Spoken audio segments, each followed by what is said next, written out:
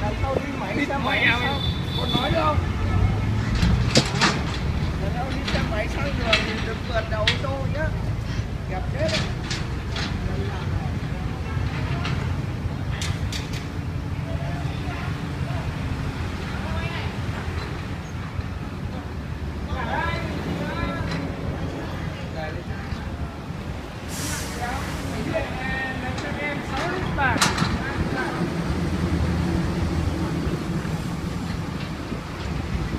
Bây giờ như này nhá, Hùng đều có hết rồi. Mình lại làm đôi hòn. Đóng của em.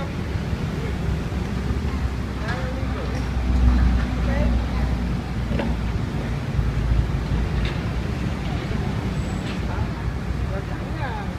Mì Gõ